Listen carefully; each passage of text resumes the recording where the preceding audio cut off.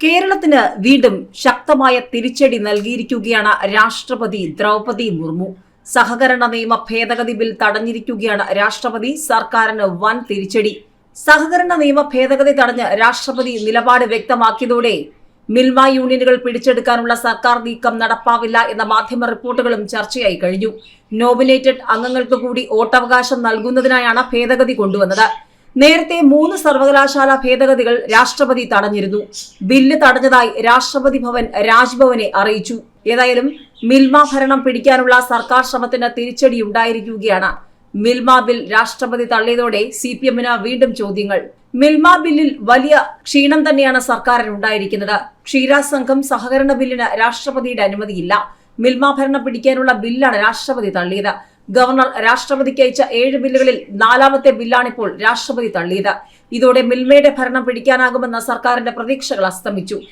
പ്രാദേശിക ക്ഷീരസംഘങ്ങളിൽ അഡ്മിനിസ്ട്രേറ്റർക്കോ administrative committee പ്രതിനിധിക്കോ സമിതി തിരഞ്ഞെടുപ്പിൽ വോട്ട് ചെയ്യാൻ അവകാശം നൽകുന്നതായിരുന്നു ബില്ല്.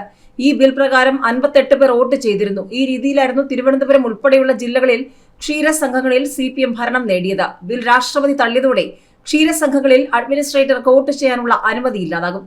ഗവർണറെ സർവകലാശാലകളുടെ ചാൻസലർ സ്ഥാനത്ത് നിന്നും മാറ്റുന്ന ബില്ല്, സെർച്ച് കമ്മിറ്റിയിൽ ഗവർണറുടെ അധികാരം കുറയ്ക്കുന്ന ബില്ല്, സാങ്കേതിക സർവകലാശാല ഭേദഗതി ബിൽ എന്നിവയാണ് രാഷ്ട്രപതി തടഞ്ഞുവെച്ചത്. ലോകായുക്ത ബില്ലിന് മാത്രമാണ് രാഷ്ട്രപതിയുടെ അനുമതിയുള്ളത്. 7 ബില്ലുകളാണ് ഗവർണർ രാഷ്ട്രപതിയുടെ അംഗീകാരത്തിനായി അയച്ചത്. ഗവർണറെ ചാൻസലർ സ്ഥാനത്ത് നിന്നും മാറ്റുന്ന നിയമമടക്കം 3 ബില്ലുകളിൽ രാഷ്ട്രപതി ദ്രൗപദി മുർമു തീരുമാനമെടുക്കാത്തതോടെ സർക്കാരിന് നേരത്തെ തന്നെ തിരിച്ചടിയുണ്ടായിരുന്നു. രാഷ്ട്രപതിയുടെ പരിഗണനയ്ക്ക് വിട്ട 7 ബില്ലുകളിൽ 3 ബില്ലുകളുടെ കാര്യത്തിൽ രാഷ്ട്രപതി തീരുമാനമെടുത്തിട്ടില്ല എന്ന് രാജ്ഭവൻ നേരത്തെ വ്യക്തമാക്കിയതുമാണ്. 1.5 വർഷത്തോളം ബില്ല് രാജ്ഭവനിൽ വച്ച ശേഷമാണ് ലോകായുക്ത നിയമ ഭേദഗതി ഗവർണർ ആരിഫ് മുഹമ്മദ് ഖാൻ രാഷ്ട്രപതിയുടെ പരിഗണനയ്ക്കായി അയച്ചത്. ഇതിൽ വളരെ വേഗത്തിൽ തീരുമാനമെടുത്ത രാഷ്ട്രപതി അംഗീകാരം നൽകിയത് സർക്കാരിന് വലിയ ആശ്വാസവും ഗവർണർക്ക് വലിയ തിരിച്ചടിയുമായിരുന്നു.